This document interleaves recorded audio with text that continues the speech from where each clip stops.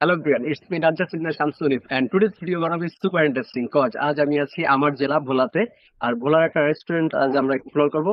তো কথা না বাড়িয়ে চলুন সেখানে যাচ্ছি।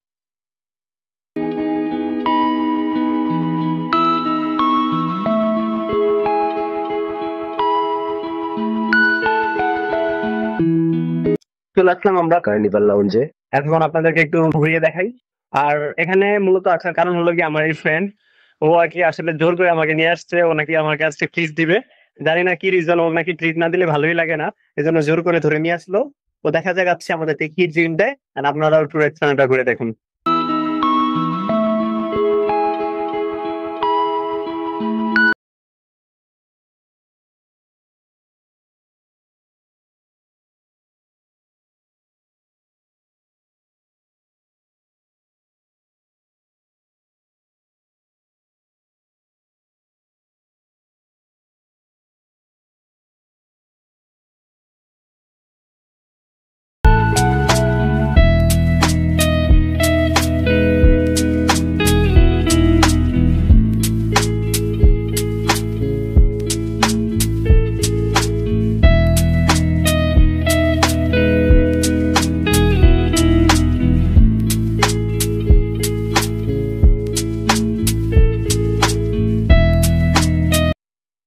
রেস্টুরেন্টের পরিবেশটা অনেক সুন্দর, একদম নিরিবিলি ওপেন স্পেস। খুব সুন্দর একটা পরিবেশ, মানে যেখানে চাইলে আপনারা আসতে পারেন। And কারা আসলে এখানে ভালো হবে? এখানে আপনারা আপনাদের ফ্যামিলি ফ্রেন্ড গার্লফ্রেন্ড দেখে নিয়ে আসতে পারেন, ক্লাস আড্ডা দেওয়ার মতো প্লেস আছে।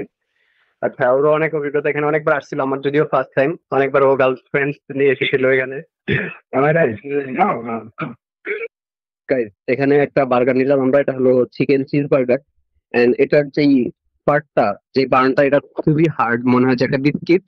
এন্ড বিস্কিটের মাঝখানে হয়তো চিকেন ফ্রাই এবং কিছু চিজ, একটু শসা, এইটুকুই জাস্ট ইট। এন্ড এটার প্রাইস মেবি 150 টাকার মতো, মেবি। এরকম প্রাইসে এরকম বার্গার কখনোই আশা করা যায় না।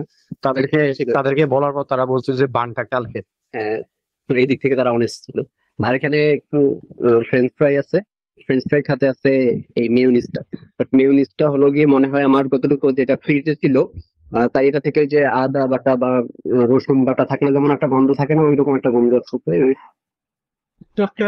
হ্যাঁ, দেখেন serious মানে our life আমি এখন পাস করি লাইক আই বার্গার কম কোটা দিলে কামড়ি দেয় এরকম গেছে ini bahan kalau kita tahu juga regular tunggu jadi sebenarnya pemilihan dia bahan kodi jadi flat ada tarik terus sebenarnya একদম direct register এটা খানে থেকে ওই দিতে ভাই, আমরা কিন্তু একটা ফুড রিভিউ দিতেছি আপনাদের এখানে, ঠিক আছে? জেনুইন যেটা রিভিউ কি আমরা দিব।